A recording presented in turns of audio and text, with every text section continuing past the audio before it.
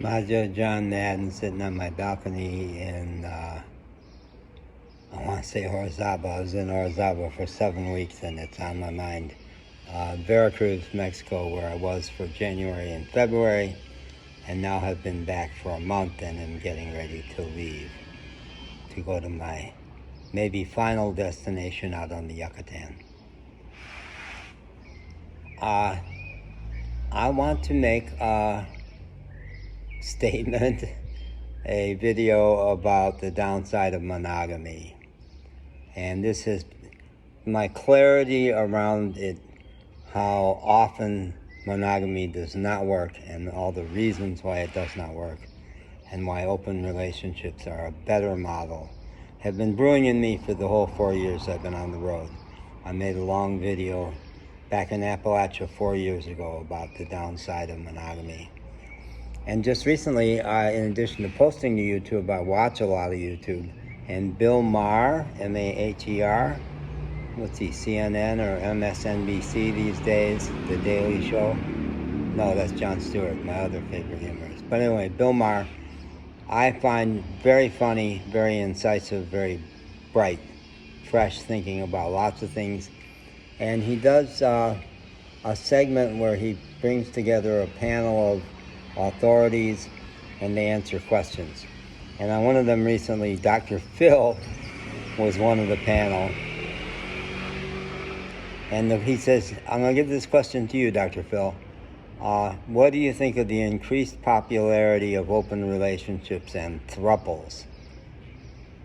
And Dr. Phil gave a kind of a predictably oppressive answer about it's insane, it's crazy, it just can't work.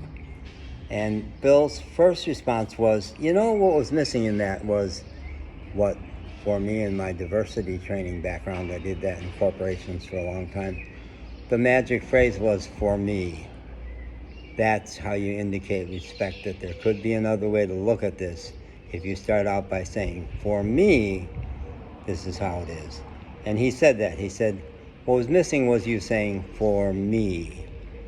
And Dr. Phil was surprisingly cute when he said, I haven't tried it. I came away liking him more than I have in the past. But Bill went on to say, you know, you're claiming that the statistics show it doesn't work. I didn't know there were statistics on such a thing. But the statistics on regular, typical vanilla marriage aren't that great. Seems like half people are not making it. And he went on to say something I haven't heard anybody else say, but that I say a lot. He said, and those who do stick together don't seem terribly thrilled. And I see that all over the place. How many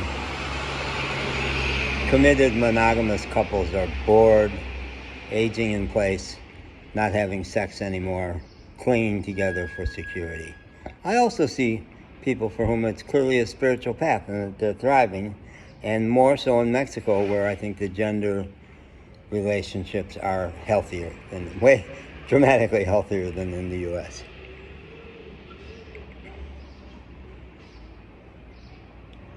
So I'm going to tell this in terms of 2 times in my life that I've made a play for an unhappily married woman. One in my late 30s, when I'm a romantic, but I was a serious romantic back then, meaning that I still believed in one-on-one. I still believed in that special someone, soulmates. I think you can have lots of soulmates now. Part of why it did not go well was because I got weird about that, I think, from my current perspective.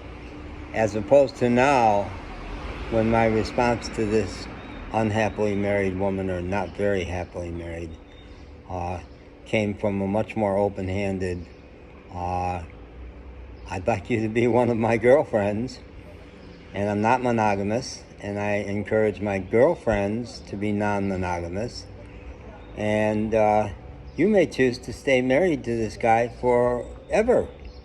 He may be a good father. He may be a good provider. But I didn't say all that, but basically I said to her in a note later on saying, yeah, I'm not trying to take you away from him. Whereas in that thing back in my 30s, I was trying to take her away from him when she said, I don't think all the details of the relationship, we got very tight through something called co-counseling. And she and I and another woman partied together and did co-counseling sessions together. We were intimate, touching each other a lot. And when she described the way her husband initiated towards romance with her, he was a very heady guy and obviously very self-controlled guy. The way he tried to open that up was by saying, so is there something going on between us? Not putting much skin in the game there, pal. No. You wouldn't have to be terribly romantic to be offended by that as a way to start. And she went on to say, I want a man who adores me. And he doesn't do that. So that opened the door for me to say, I could do that. I could really do that. But I'm saying that because I was wanting her to be my woman and for us to be a romantic pair, I got overly intense, and I'm not surprised that I finally spooked her out and she ran for the hills. And I think my open-handed response in this new relationship of, think about it. I'm only going to be here for a few more days, and I'm wondering if you would spend time with me so we can find out if it makes sense for us to just walk away from each other.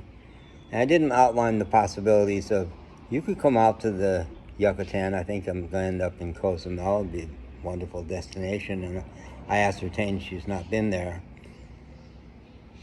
Or I would come back to Veracruz, or I don't know. But I kind of think we owe it to ourselves to spend some time together away from your store. Let's go for a walk. And I mentioned 2 beaches near here, but out of her neighborhood, where she wouldn't be seen by her neighbors. So I think it's a long shot. I really think it's a long shot. But I'm crazy about her. I got super dizzy about her yesterday.